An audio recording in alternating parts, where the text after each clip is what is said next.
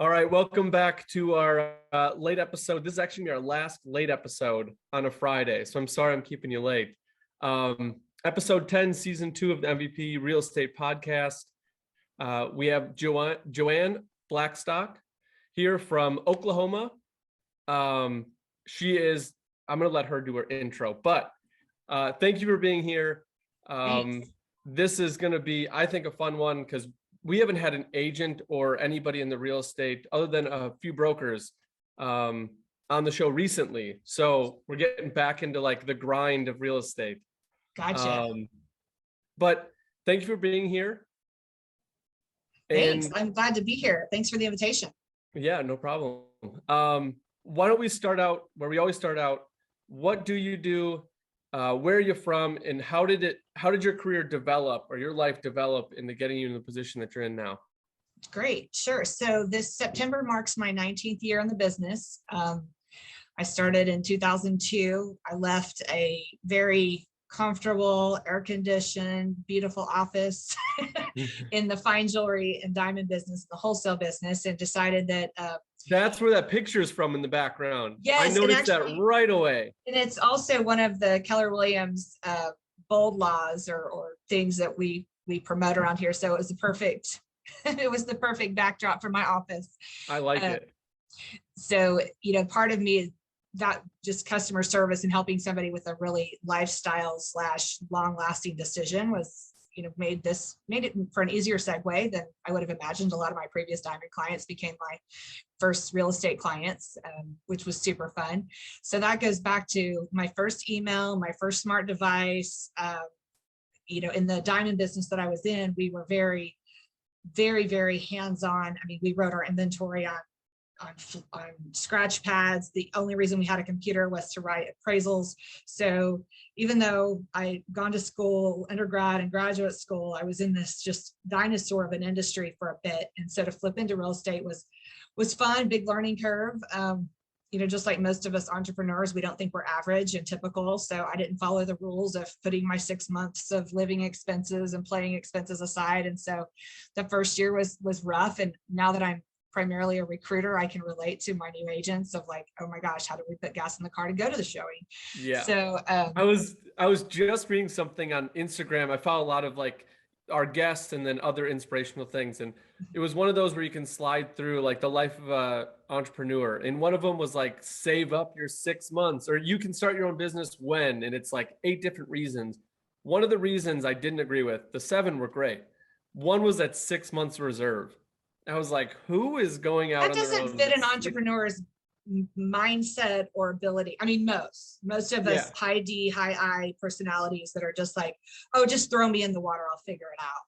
And I'm still grateful that that's still my natural trait. And it did make me appreciate getting to those first few transactions and how they're absolutely worth. I worked at the YWCA, we're wiping down weight benches and helping people with fitness evaluations from 5 a.m. till 9, so that I could still get to the real estate office when they opened.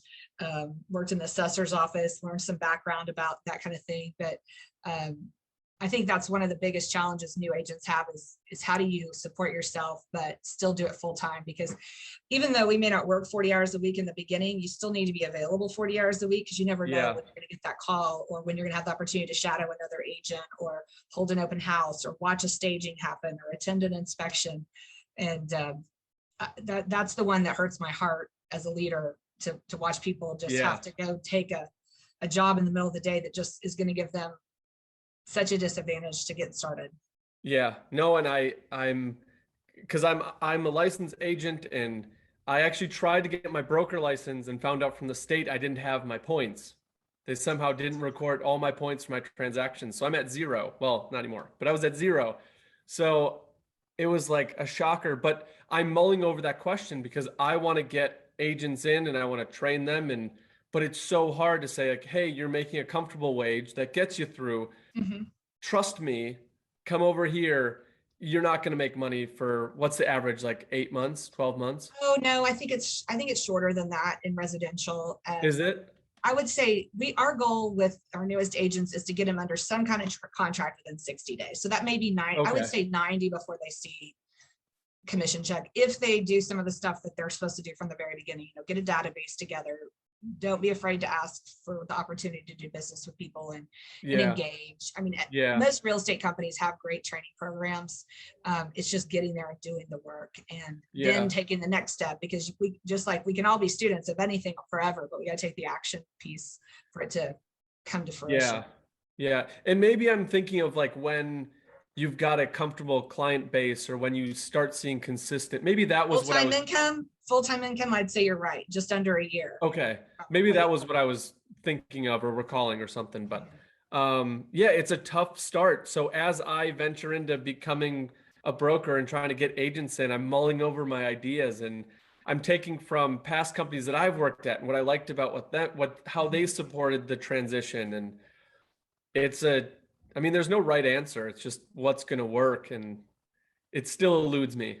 Well, that's why the win is so victorious. I mean, 87, the stat, I think it's an NAR, a fairly recent NAR stat, 87% of agents don't make it through the first 5 years. I know. And that's why, all right, the first thing is all right, salary them, put them on a salary. But now, but how do you afford that?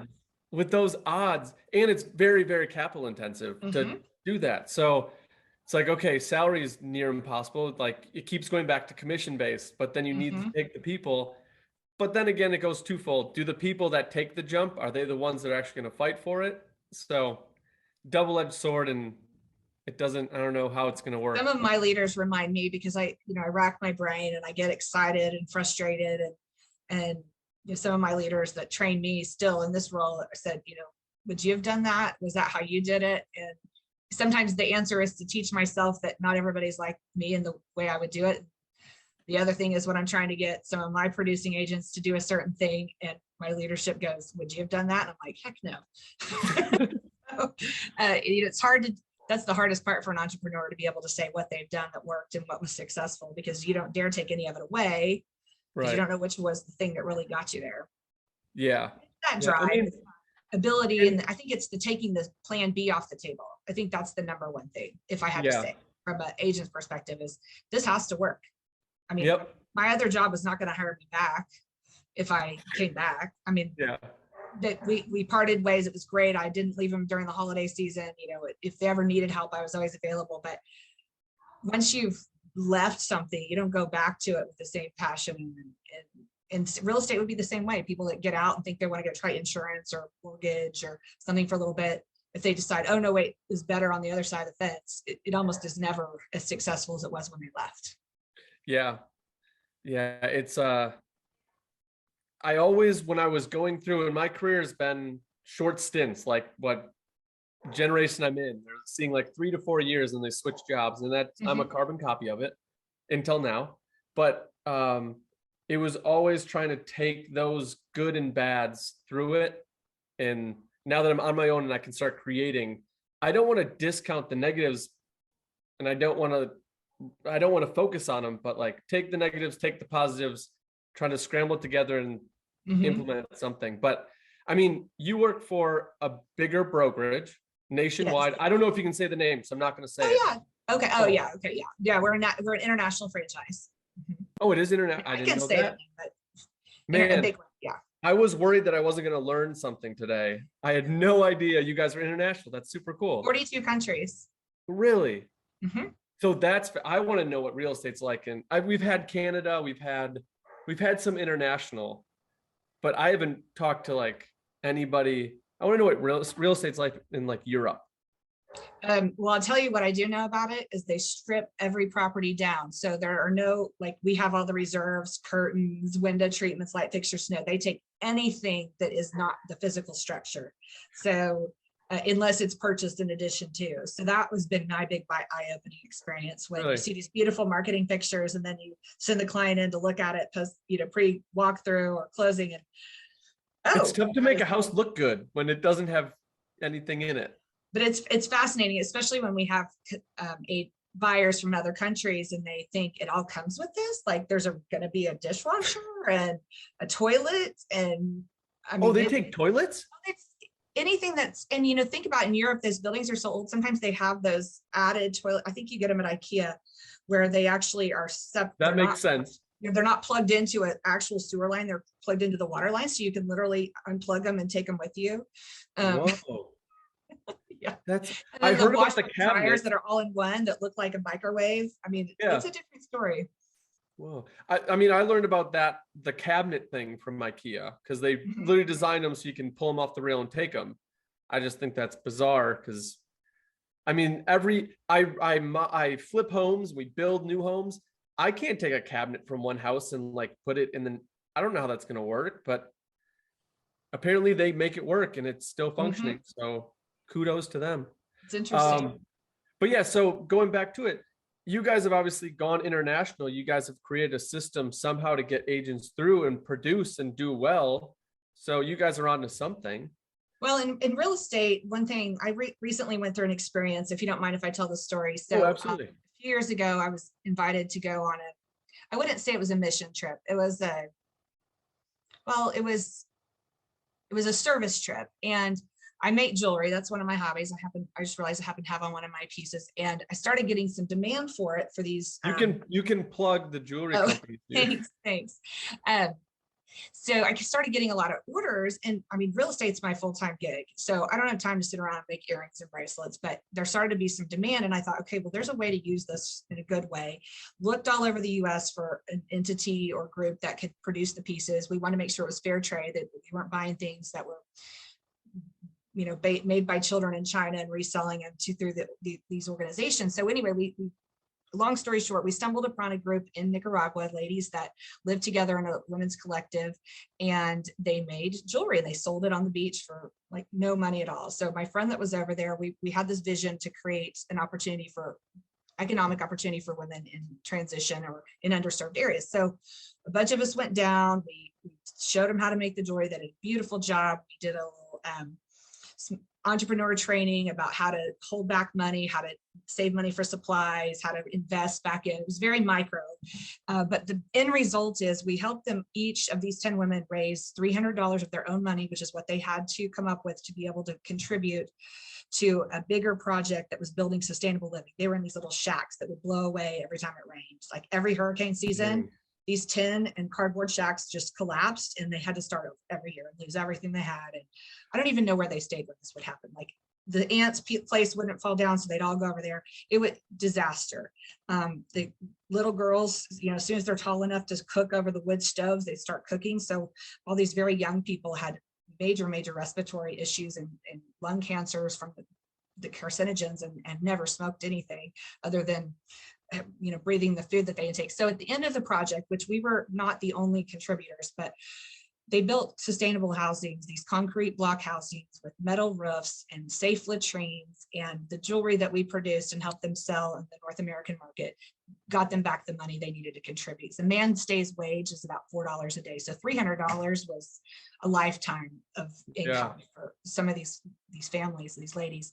And the culture there is the men leave to go work, and oftentimes, most times, don't come back.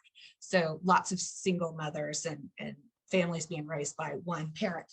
So what I came away from that is that homeownership is a thing everywhere, not just in the US, not just in developed countries. It's something that's yours, that's safe, that's clean, that is grounding. And you know, the very next day, I was back in Chicago, where I had a home and a business there, and then a home and a business in Tulsa. And here I am in my second home, in my second car, going through this car wash with all the sparkly glitter and everything that our car washes have, and just bawling my eyeballs out, because literally 48 hours before, I was with my friends that were hiring a donkey to go 3 miles to bring back one of those big 3 or 5 gallon water jugs for the neighborhood. And it re-energized my real estate love and my desire to do this business, because when somebody's like, oh, the toilet's squeaky or that door doesn't align right, it doesn't bother me anymore. I'm like, okay. Yeah.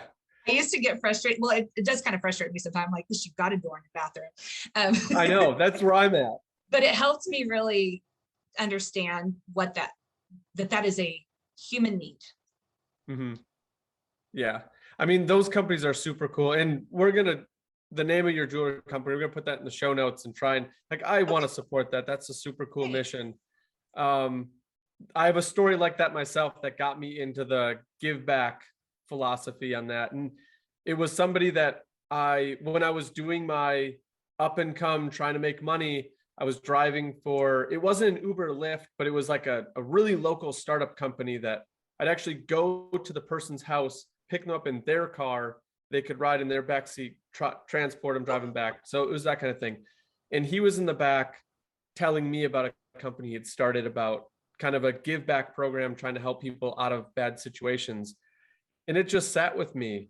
And I was like, hey, I'm doing this. Can I reach out to you for advice or just mindset stuff? So we still keep in touch this day, but it was super cool. Those kind of, the idea of doing it is great, but like you are one of the few that actually is like, we're doing it and we're going to take action on it. So kudos to you on that one. That's great. Thanks. And with that, it was just aligning my passion. I've done a lot of work with Jack Canfield, and the vision came before I knew how it was going to play out. Because I love my art, it's fun, but it's not my income. And I really didn't want to take away from my income and my family to do it. And I just had this moment after going through one of those trainings, and maybe even a meditation, or definitely some soul searching. And what came to me was that my art can be used for contribution and for good, which I'd always donated it. I never really sold it. I always donated it to charity auctions and stuff, but I thought, okay, it's here to serve the greater good. I'll just, when the opportunity came up, it was very obvious, so easy to say yes. Yeah. Yeah, it's I don't know, isn't that how Tom's was big? Mm-hmm. They donate back? Yes. I think he's the guy he always sits on the right side. He's like a guest now on Shark Tank. I'm forgetting his name. Okay, I haven't seen it in a while. Yeah, he always comes with like his cowboy button-down shirt. I thought that was him, but maybe not. Yeah, it was buy one, give one was his thing. Mm-hmm. Yeah, super cool philosophy. It was, I mean, it obviously works. So yes. Yeah, keep going with that, definitely. And it just, whenever you don't have something like that in your life, no matter what you're doing, but for sure for entrepreneurs, it's like, we say it starts with why, Simon Sinek's book, and that's something that's a big conversation in our company. But why has got to be bigger than you, got to be bigger than your fear, got to be as big as your faith. And that's what gets us through the hard transactions and the difficult clients. It's like, this isn't just about you, me, and this house or this development. It's about what the money's going to do at the end. It just helped me refocus, because I've been on the edge of burnout a few times, like any of us that have done something for more than 4 or 5 years. And it's like, okay, why am I doing this? What is the deal? Yeah. One time when I figured out, when I paid in taxes, that I worked for somebody else until May 1st of the year, I don't need to ever do that math again. Yeah, no, absolutely. Absolutely.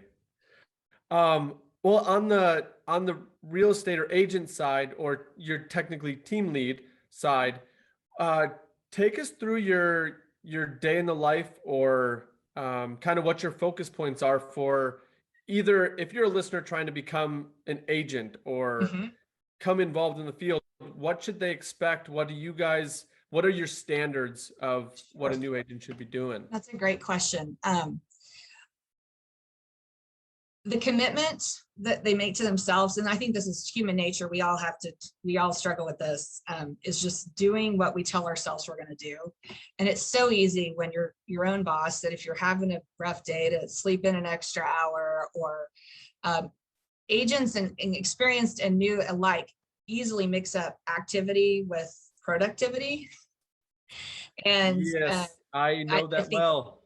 We all do it. That was the beginning. Yes. And sometimes I walk around my office and I just go water the plants out front, and people look at me like I'm crazy, because they know I definitely have something else that would be more dollar productive. And I said, well, sometimes I just need to see what I did made a difference. We all do stuff behind the scenes or in preparation. And, even our closing days they're fun, but that just means we got fired. We're going to go find another one. And that gets exhausting when you can't see the big picture. But the discipline of the daily activity, and really, not just doing the steps to do the steps, but engaging with people and finding the opportunities to do that. I've always amazed and appreciate agents that come into an area that they don't know anybody. They didn't go to school. They didn't grow up here. They didn't have another business where they were out in the public. And I actually have a list called 100 Houses in 100 Days. And it's ways that even an unexperienced person can find divorce attorneys. That's 50% in the county I'm in. They got, and let's just say 20% of those are homeowners. And let's say that they sell one, buy two. And by the way, those attorneys need a price valuation for the beginning of this. And you, hopefully you don't know, but most divorces take a while. And so if you go get an appraisal day one of your divorce to figure out what your assets are, 18 months from now, that number is not going to be right. So there's just some things that agents can do in the beginning to really start building up their business, but it takes courage, it takes action, it takes, the fear, facing the fear and doing it anyway. A couple of my newer agents recently have been door knocking, and that's so old school. I mean, that's like the original old school way of prospecting. I'm like, if you don't do that in your own neighborhood, and if for sale sign goes up and it's not yours, how mad are you going to be? Yeah. And two of them just this week told me they met people that they were able to help. And it's like, okay, that's all you have to do. Just wear your name tag to the grocery store. Someone's going to talk to you about real estate anywhere you go. It's so true. And it seems so weird. And I will admit, when I started, like, it kind of felt MLM kind of network marketing. And I didn't have a good view of that world. Like that was just like, ooh. So like I would walk in and someone would ask me real estate and I'd be like, yeah, that's cool. And then I would like try to divert the conversation away. Once I started, like, I'm in real estate, I do real estate every day in some sort of capacity. The people I meet and they're like, oh my gosh, my sister so-and-so and this person there. And I'm like, yeah, that's great. Here's my card. It became so easy that now I get not in trouble, but like my girlfriend is like, would you stop? Well, we're at dinner and I'm just like talking to guys in the lobby about real estate. And she's but like, that's the best thing. When I used to travel, because I had my main market in Tulsa and I used to travel Chicago and I didn't know anybody there. I could actually go in a restaurant, sit through an entire meal. Nobody would come over to my table. I didn't have to go say hi to anybody. And my partner at the time loved that. He's like, I hate going to dinner with you in Tulsa. You're like the mayor. But I'm like, that's my life. That's my business. Like, who gets to go out to dinner and make money? right. That's that. Once you've established a business in a specific area, that's exactly what you do. And yes, it does look like happy hours and dinners and parties, but the real work happens during the day. And then you do that to expand. And the one thing to know is that the hard work beforehand allows you to do that. It's not you become an agent and I'm going to take all these people out to dinner and we're going to go on the golf course and it's going to be great. That's the farthest thing from the truth. Exactly. When you start, you have no one to take on the golf courses. You have no one to take to dinner. Those don't just pop up. Like, you've got to do the cold calling. You've got to get out there. You have to be known as the person that does real estate. So they go to you. I mean, it's. Yes. And we have this conversation a lot about changing industries because some of my best agents have come from other industries where they have a work ethic. They know what it's like to go to the office every day. They didn't come straight from another entrepreneur piece that just magically did. Maybe real estate will happen because they'll have different or new habits. Whenever anybody leaves the business, if I think, if I think that there's just a little couple more conversations, like, what are you going to do in that business that you didn't do in real estate that's going to make it different? Yeah. Or if they want to change brokers, same conversation. What are you going to do differently that you didn't do here? But it's those daily habits. You're right. And converting from a previous job. And then I never thought about that philosophy though, but it is true, like broker to broker. Yes, the broker is your umbrella and they do give you some support, but I mean, you're not riding with people every day, making sure they make their calls or go to these, like, it's up to you. Whether you've got this badge on or this name tag or what brand you're wearing, it's up to you. You still know the same people, regardless of the color of your sign. Yep, that is true. Or don't know the same people, if that's the problem.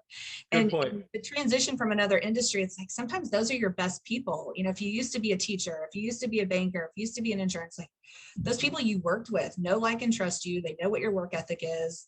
They're willing to trust you with their business. And but it takes people seeing you do the business to not think of you in the previous business. I'm going to show you something. I think I have it right here. Awesome. So my dad's best friend, rest his soul, 19 years ago was a graphic artist, back when they really did it with a pen on the screen, or I don't actually know how it worked, but I know I paid $3,500 for my first logo. The family and friend, you're my daughter price. Yeah. This is what it looks like. I'm going to show it to you. I still have the stationery because I absolutely love it. Does that O look like a ring to you? like a ring, like a No. piece of jewelry? No. Okay. Well, it does to me. And that was cute that he did the A-line house. Did you see it? Yeah. But he could not It's think of me in any other capacity than jewelry. So yeah. he I'm made trying to see I see the thicker okay. side of the A. That's clear. Yeah. All right, Yeah. awesome. So my point is, even people that are trying to help you rebrand and that are professionals still have to see you doing the business to think of you in that form. So, even whether you have a lot of business or not, education in real estate is super easy. There's so much cool celebrity real estate that share on social media. There's, you don't, to be an expert, you just have to know a few things more than anybody else. And that's, I think, for new agents too, is that educate your people. They may not need to buy a house yet, but when you're the one that's providing them the information they get about real estate, whether it's what's going on in the market, whether what's going on with interest rates or celebrity real estate or trends or Airbnbs or vacation properties, whatever it is, you become the source of information. They don't care how many houses you've sold or not sold. So I don't like social media at all. Like my personal one is a complete, I'll say, mockery of social media. I don't like it, but I do have business ones. And I have found, I was like, I don't want to post. I don't need to post. No one wants to hear about me. No one wants to hear about me. And it got in my head. And this was back in the beginning where I didn't want to talk about real estate because who wants to hear from me? Right. That's my thing. Limiting belief. But it wasn't even me. I'd be sitting here reading an article on whatever about real estate, and it takes 2 seconds to just hit share on Instagram. I read it. Here's information. I didn't do anything. They don't know it's me. I'm not saying this is the way to believe it. Just here's info. And it became super easy to just kind of push things out and just give information. Exactly. And I felt like the pressure was taken off once I got there. The pressure of I can't go talk to that person. They don't know who I am. And I can't talk to that person because I don't know everything. That pressure just left. When it wasn't like I'm trying to inform them, I'm just giving information and starting a conversation. Exactly. So back before social media, we used to pay a lot of money for print advertising. I mean, a lot, several $1,000s a month. Everybody listening has seen the print. Yes. It's around for sure. Yes, but the magazines, the newspapers, every seller wanted their full color page in there. And even in some of the social or local social magazines, they'd have the Ask the Expert. Well, that Ask the Expert isn't the editor calling somebody they know in the business. There's a paid ad there. I made up the question. I answered the question myself as well. I mean, I'd sometimes ask for feedback about what questions to ask. What does the public want to know? But I was a brand new agent in the expert section. It was paid. So just like you were saying with social media, we don't have to write the article to know it or to share it or to help inform the public. Because I think one thing I've learned more on the broker side than just the agent side is that we're here to protect the public. I'm reminded of that very often because the majority of the complaints and challenges and disputes that come up, the way the real estate commissions probably in almost every state work was it protecting the public? Was the public informed? And we're doing a good job if we're educated. Yeah. And I will forever love this company. I'm no longer with them, obviously, but I learned so much about that concept from my last company, being the expert. And this company would not take anybody from within this industry. If you had worked in this industry in the past, you are disqualified, which when I started, I was like, well, that kind of sets you back. But then I got into their training and they're like, we want to redo the industry. So we're only hiring from outside. And when we went through it, they were like, the one thing that you can keep reminding yourself is you are the expert. And they said, how many people are in the world? Because we did fundraising for nonprofits. So cool.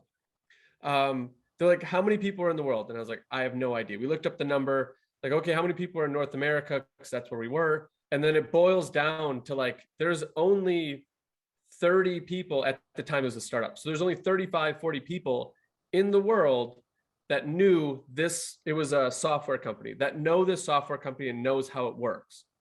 So you're an expert in this software company. You are one of 35, maybe with IT and all that 50 that know this. So you have to know that you're an expert. And when you're told you're not an expert, you just have to rely on you're an expert. And I went back and I was like, I'm not an expert. I don't know. But then it finally clicked, like, if anybody's going to try and explain this software system, it's probably me or one of the other 35 people. So I better believe it. Otherwise, like, I'm screwed. So in the agent world, you've got how many people in the US? How many of them have gone through the course that you passed? It's interesting. I don't know to date, but there's 1.5 million realtors that are members of the National Association of Realtors. So there are other real estate professionals that aren't members of the boards, but those are the active ones. And the current statistic is there are twice as many people enrolled in real estate school right now as the realtors we actually have. So that's 3 million enrolled in school, 1.5 licensed. Now, then you go to the 80-20 rule. The top 20% of the ones doing 80% of the work and making a full-time living. And even now, because there's so many, the top 20%, that still you're not talking necessarily 6 figures in every case. But it doesn't matter though, if there's 100 realtors or 2 million, the 80-20 is going to apply. And the goal is to be in the 20. And if you're not the 20 in other areas of your life, you don't have a track record of that kind of success, then being dropped in the middle of a straight commission, high investment world is probably not the place for you. But some people have to find that out themselves, and some thrive at it and didn't think they could because they did have the desire. Yeah, absolutely. I just had a thought, and that's what it was. You had mentioned something before about, I just lost it again. We're gonna have to edit that back out. We're gonna edit this out because it was a question about your new agents. Darn. Well, anyways, man, I was actually super interested to see how you guys looked at it. Darn. Well, anyway, again, when it comes back to you, I will. I'm gonna stop the whole podcast and be like, this is what it is. But anyways, so with your obviously there's a high turnover rate with real estate with agents, super high. Do you guys do a benchmark system where you've got to do these things, and if they fall behind, you kind of give them a little kick, or is it kind of just these are things you have to do, and if you fall out, you fall out? We have a very structured onboarding and coaching program that helps them get through their first 3, and then 3 to 6, and then after 6, coaching and mentoring becomes optional. We give them all the tools, but if they don't use them, they don't use them. And we can usually tell within the first 90 days if somebody's really going to make it. And it's usually the ones that just go and find a transaction to start. It may not be the one that closes. It may not be the one that sells. It may not be the client they want to work with, but just they're willing to take that chance and do those first few. That's really our indication of who's going to make it. But I have one of my strengths and one of my weaknesses is optimism. And we constantly, as a leadership team, we're telling each other, we can't want it more than they do. We can't want it more than they do. But you just see that spark and you just know they're this close. But then on the flip side of that, I can speak from an experienced agent spot, which is myself. Probably right after the crash, when I reinvented how I wanted to run my business, my partnership at the time, it didn't make sense for us to stay real estate partners because there just wasn't enough business for us to split it all. Amazing person. I'm really lucky to have worked with great people on my team. But at that point, that was a burnout moment. I started studying for the LSAT. Really? And I was what most people would have considered a successful agent. But when you don't sell what you're used to selling every month, then your lifestyle gets completely wrecked. And I mean, I've had a house foreclosure during that time. How embarrassing is that to be the top agent in your market and your own house is in foreclosure? I mean, that's humbling. And so just as much the new agent turnover, I have as much concern or maybe even more concern for agents that have been in it a while and this is their life. I used to joke because I had no idea I would ever get a job in this industry. I always thought coaching and training at my own programs or other people's programs would be the way to have some kind of something other than commissions. But I said I was psychologically unemployable and I believed it. In fact, when I interviewed for this job, I said, I haven't done a resume or had an interview since 1996. What, is that real? Yeah, that's real. That's awesome. That's real because I've been an entrepreneur ever since then. So I was 6 years old. Just to date myself. Thanks. I was 6 years old the last time you wrote a resume. I didn't even know that was a thing. Yeah, like a resume or I want to be, yes, a resume. I had no idea. I want to be in that. That's a soup. I mean, there's not a lot of people in the world that can say that. no, but So what I've, kudos. thank you. But what I've seen in that is I've seen agents that have dedicated their life and their processes and their lifestyle to this business. And because of some of the changes, whether it's technology, the competition, because of the number of agents in the market, think people like some of our big conglomerates that have come in and been more involved in, I don't want to say any of the company names I'm not supposed to say, but just that have been disruptors. And we all should be aware of how we can be disruptive and how that affects us. Like the Uber. I mean, when did the taxi drivers ever think they weren't going to be in business? Uber. When did hotels start getting, the same number of people move around the country and travel? When did they take the hit because of, Airbnb? So we've got to stay relevant on that. And just watching agents that come to that burnout stage, and how do they reignite? I mean, for me, there have been a few times, but that Nicaragua trip was one of them. The market crash and deciding that I didn't want to work 3 years to get a degree, that I was going to still make less money than I did when the market was hot. Yeah. Yeah, it just, those decisions of when do you adjust, when do you expand it's just as painful to me to watch my experienced agents do that and my peers do that as new ones that don't quite make it. Yeah. And I know that obviously there's like a plateau, the ones that have struggled through it and peaked, and then they just kind of get that, like it flatlines, and then you start to lose your why. And it's hard because some of those people aren't money motivated. Like they've made their money, they're comfortable. Like I can make more, but I'm happy. And how do you get outside things when your role is to do this one thing over and over and over and get so good at it? How do you keep that interesting? How do you keep them Exactly. engaged? And that's a super hard philosophy. I want to do that. Like I've got staff and I'm like, how do I keep them doing something different every day? Or it's a Right. struggle. It's a I mean, you struggle. do a habitat house once a year and everybody gets excited about when that rolls around, or you do the fix up Fridays for elderly people, or, you do the thing that isn't about the job, but your skill gets put to use. Yeah. Real estate as a consultant, that's kind of hard to do because there's always so much money involved. But when I've been involved in real estate related organizations and we've done volunteer projects or we've done service days, it's like, okay, that was fun. Yeah. It doesn't have to be some big international effort, but I would say if you weren't asking for advice, but I would say No, I love that. I want to write it down. As I'm listening, okay, I'm like, where is my nearest pen? It's recorded. Paper? That's true. No, I love that idea because the one thing I don't want is complacency. I don't want them to, like, I try to set this up, giving them bonuses, and I'm trying to set up a equity disbursement between staffs and rental properties that we have. So I'm trying to do that where they'll benefit on cash flow, but then they're also tied into maintenance. So like they can call into work one day if a ticket came in for the toilet at their property. They get to go do that, something different, where they financially benefit, but then it gets them something different. One but of the also teams I was something on, completely just like what you said, Habitat for Humanity. Go volunteer for a day and just have it be an enjoyment.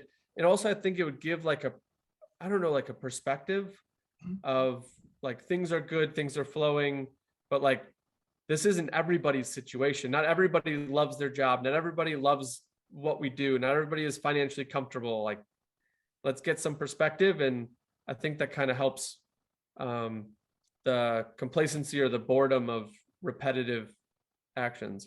I think you just nailed it. Comfort. As an entrepreneur, I can tell you I've never been comfortable. I was either making more money that I didn't know how to keep that up or how not to lose it, or how to do, is this worth it for all the money and taxes and expenses, what it used to cost, especially it used to cost to run a business, how much input did there have to be to get the output? But it's the comfortable. And I think whenever we get comfortable, it's dangerous. Yeah, absolutely. That's my fear, is comfort. Like there are nights I cannot sleep because I just can't turn my brain off. It's not like an anxiety thing, but my mind is just like going and I can't turn it off. And I don't know why. I'm not upset about it. I don't wake up the next morning or like get out of bed the next morning angry, like really flooded with ideas. But yeah, comfort scares me a little bit. I want to, and I don't think I'll ever be comfortable, because I thought getting into this, I'm like, all right, I'm my own boss and I get to make my own schedule and I'm going to do what I want to do. And now it's like, yeah, if I'm sick or my son is sick or my kid or somebody in my family's sick, I can definitely just call the foreman, hey, I'm not coming today. But like, what does that cost the company? Because like I am on staff. So like, if I'm not there doing it, it does cost me money. And like when, I mean, every other Friday, like it's payroll day. So like, if this goes down, it's not just me going down, like everyone else's livelihood is going down. So like, try to relax on that. I'm like, I can't. Yeah. It's a little scary. Especially when their kids and their wives pick them up from work, or you go to a birthday party and it's like, they are your people. And I feel that way about my agents too. And my peers, that 87 in 5 years, I don't know what the attrition rate is at 10, but I have a lot of friends that I've been in this business with for 10, 15, 20 years. And we're close, because really who else can stand each other than realtors that take their phone to dinner? And it's kind of fun being around other agents or other business owners that understand if you've got to get up at the table and do something, or it's Saturday morning, I got to work until noon, and we can go do whatever you want to do, or go to the football game. Yeah. And, other entrepreneurs. I would say that's part of it too, is recognizing the 5 people you spend the most time with. Do they understand, respect, and support your business? And if not, find another top 5, because I've grown more from the people around me than I've ever been able to train myself or watch from someone else doing. Yeah, no, that is so important to surround yourself around. And that was, I will admit, that was one of the hardest things to do, was to, and it wasn't like a formal conversation, like, hey, thanks for sitting down for coffee, we're no longer friends. But like, it just developed over time where like, they would be going out and they're, hey, what are you doing tonight? And I luckily, and I call it luck, like my son is home. Like I'm not going to go out on a Friday night. I had a kid very early. I mean, 22, not early, but earlier than my friends. That's normal. Yeah. So like earlier than all my friends. So when they're like, hey, we're all going out, I'm like, sorry, I'm a dad. I love dad mode. So like, I'm going to stay home. It helped bridge that little gap where I would have had to pull away anyways, because once my son goes to sleep, I pull out the laptop. I could definitely still go out. We've got somebody else home, but no, I pull up my laptop and I'm working and reading and anything I can do on those off times. That I think is the difference maker between the people that like want to get this done or like want to put it on Instagram that they're getting this done. Exactly. Yes. And it's super hard to coach, because that's just a personal choice. But what it is easy to see is when there's a pattern of personal choices that either are working towards something or posing or wishing. And from a leadership perspective, that's the part that I have trouble sometimes sifting through, because I can see it. I just don't want to believe it. Yeah. Like, oh, I know you want to do this. I know you want this opportunity.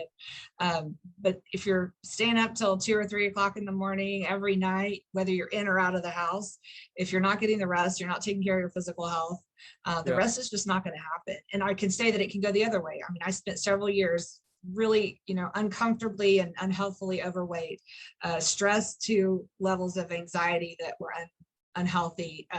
To where my hair was falling out. I was making more money than I could spend, but I was just running way too high. But I was also running from other parts of my life that I didn't really love or enjoy. So, I think that's part of the entrepreneurial journey too, is to find that space. And I don't like the word balance.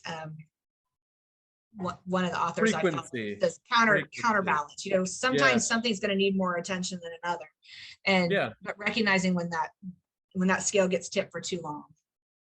Yeah. And it takes a while. Like, it's not something, well, you think that you're there. Like, I know when I'll hit too much stress, I'll know it, and then I'll back off. Like, there's no gauge in anybody that is like, okay, I'm too stressed now. Because they'll be like, okay, they'll count it to something. They're always like, give me a sign. When I'm too stressed, give me a sign and I'll slow down. you can always equate it to like, no, that's just a natural thing. I'm going to keep going. I haven't hit it yet. And then it's like, it could be too late. Well, and we get used to those thresholds. So what in the beginning might have been a lot of stress, we're like, that's everyday normal now. I'm used to the bank calling and asking if you want me to move over a line of credit. You know, like, yes, does it happen more than once this month? No. Okay. Yes. You know, versus, oh my gosh, do I have to do that? Do I have to open this up to run my business? I'll tell you the marker for me, and it wasn't too late because my kids were young, but it was right after the time change. So it was around this time of year. And the spring, and I walked home and they were in the backyard grilling with their dad. And they were little, like 2 and 3. And they looked at me like I was a stranger. And they said, what are you doing here? Because they weren't used to me being home before dark. Really? Yeah. And it was I was just going to say this might be the only time I've ever told that story without crying, because you don't know my kids, but I was like, okay, time's out. This is done. Yeah, I'm going to be home for dinner more. And then around that same time, my oldest asked me one night, I was putting him to bed, and he said, Mommy, are you going to go back to work in the middle of the night again? Which meant he woke up asking for me and I wasn't there, because I intentionally didn't bring a lot of work home. My office was really around the corner, because I always figured if I had to leave the house to do it, it was really important. But apparently I thought everything was important because I left the house every night after I put the kids to bed, worked for 2 more hours and came home. But those 2 instances were oh gosh, I'm doing all this work for them and I'm not here. Yeah. And I think we all have a story like that somewhere in the entrepreneur growth space. Like there's a season for that where it's okay, but you cannot make it your lifestyle or you lose focus. Yeah, no, that's definitely true. And I think every entrepreneur goes through that journey of realization of, I pushed the boundary too much. There's other things to life that are more important. And mine came crashing too, because I was working the full-time job and starting the company. And I came to an impasse where I loved all of them, but like I didn't have enough hours. Something had to go. I loved my full-time job. Obviously, I love my family and I love the new company I'm starting. I don't feel like I'm doing any of these well. I'm sustaining. I'm not doing any of them really well. I went from like being one of like the top sales people in the company to being like, not average, but like I fell because I wasn't giving it time. And the company kind of became stagnant, and I was trying to get to the house to do renovations, and that was inconsistent. And then I'm not home because I'm doing those 2. And I was like, something's got to go. And I was like, this is the time where like, I need to take a step back, thank this company for all they've done, but like, it's time. And then it goes into like, all right, now I get my family and I get my company, but how am I going to support both of those? And then it's like, oh, this just got super real. Yes. Well, and we know the saying, whatever you say yes to, you're saying no to something else. And right. But I said yes to dropping my son off at school and picking him up, and it's been awesome. I can't complain. And nobody ever missed you at the office that extra hour but you have to be there for that other thing. And that's to trial and error, but I think success has its downsides too. And then for me at that time in life, I got to a place where we were building a lifestyle around that consistent income. And when the market crashed, and the nut was like stupid, 5 figures. Like it was ridiculous to have that much overhead. And not a lot of rental properties. Like I can't say those were mortgages on rental properties that were paying me back. I'll never do that again. And I haven't ever let my expenses go to that level to where I was working so hard just to keep status quo. That was painful. Yeah. Man, the trials of entrepreneurship. But it sounds like you don't like balance, but you've got it under control and we're like headed in the right direction. You seem like you're in like a flow state with everything, and it seems like it's going pretty well. So good. Thank you. Good on you for organizing all that stuff. Well, just like anything else, the busier, and probably when you're having the 3 roles, like the busier you are, the better you get with your time, especially if you want to keep it that way. I just the question. Do you remember? Go. I do. So with the, oh my gosh, what was it again? Sorry. You were talking about burnout. Burnout and the busier you are, the busier you are. So in your beginning agents, there's a lot of busy work that you don't see the profit in right away. Like going to show a house for buyers that aren't yours, or sitting in open houses, which open houses are kind of hit and miss at this point with everything COVID going on. Mhm. How much do you guys kind of incentivize those younger agents, or do you say like, hey, spend your time more here rather than doing like the busy work that doesn't produce you anything? Right. Well, the two examples you gave are some of the best things they can do because they're in front of a human being. Yes. And They what have to talk about real estate. right. And why not open a house and show it to somebody that you're going to have to do one time and realize and learn how to work that key box or how to answer those questions that you have no idea what they're going to ask with somebody that's not your client, that you're only going to have to do it that one time for that one house. And, and I can't tell you how many open houses I've done over the years where I'm like, why didn't I bring the full list of listings in the neighborhood? Because this isn't the right house for them. You know, some of that's just trial and error, but I think the big differentiating factor, and I would say to you as you train and bring in new agents, if they're ever in question, what activity to do, what's the one that's going to get them in front of a human? This is still a face-to-face, belly-to-belly, voice-to-voice business. And I see a lot of people hide behind text messages and social media thinking they're communicating. And if it's not a two-way conversation, it's not communication. So when my agents are trying to decide what activities to do or how to like that one. That's the title of the episode. I like that.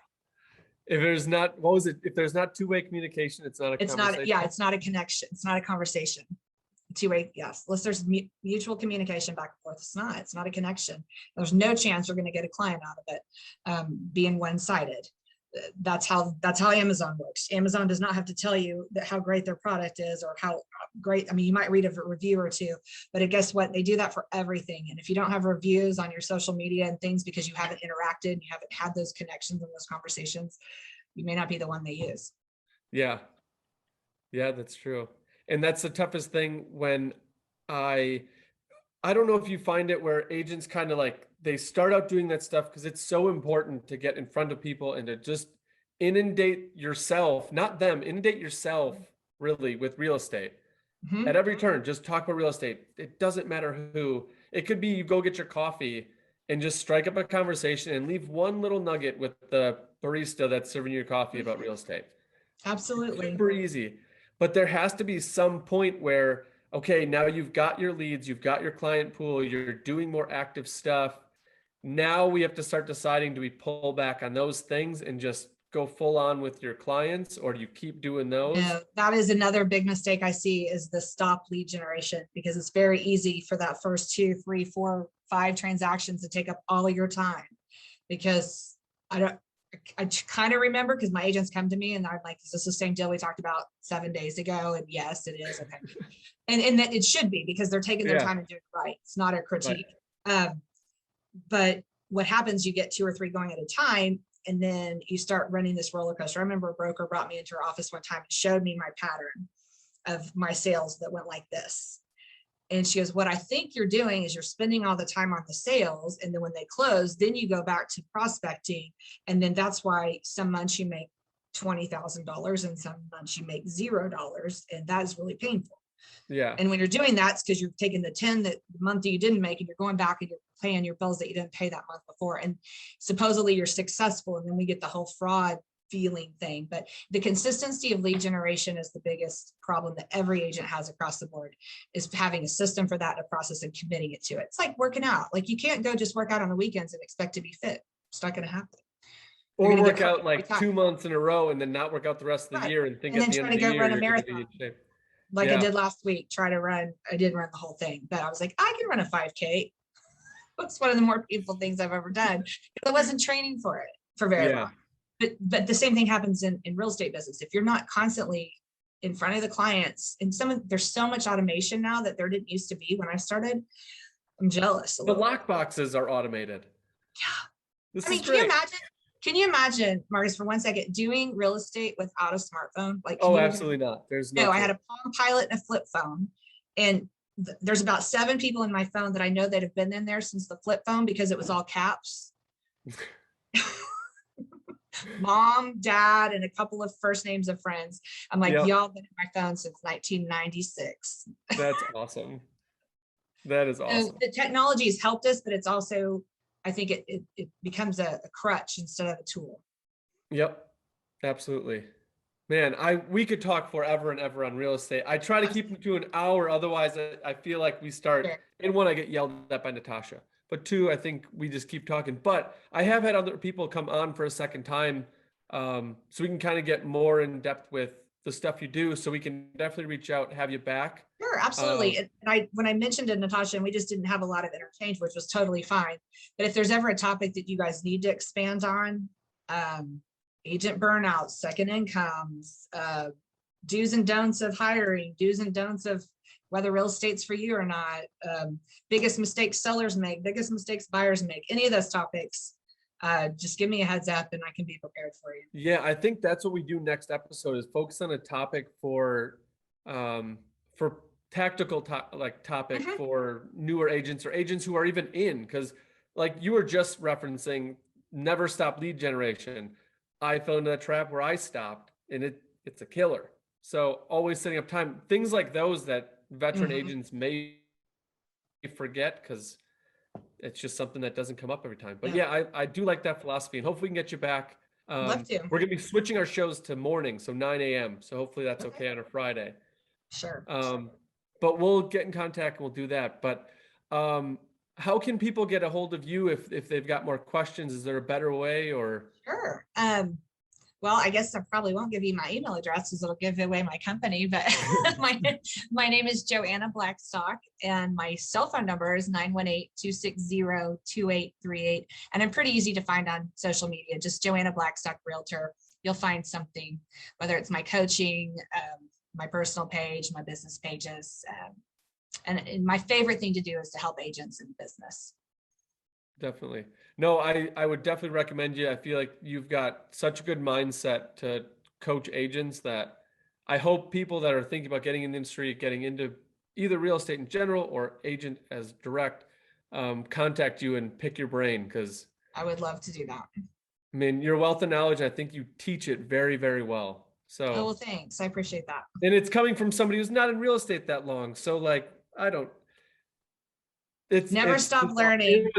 It's great for me because I will consider myself still new, and I hope I always consider myself new. But I learned a ton just from your philosophy. So that was awesome. Thank you. Appreciate it. We'll get in contact with you. But otherwise, thank you for your time. It was awesome. You bet. My pleasure. And have a good weekend. Thanks. You too. Absolutely. Absolutely. Take care. Bye. Bye.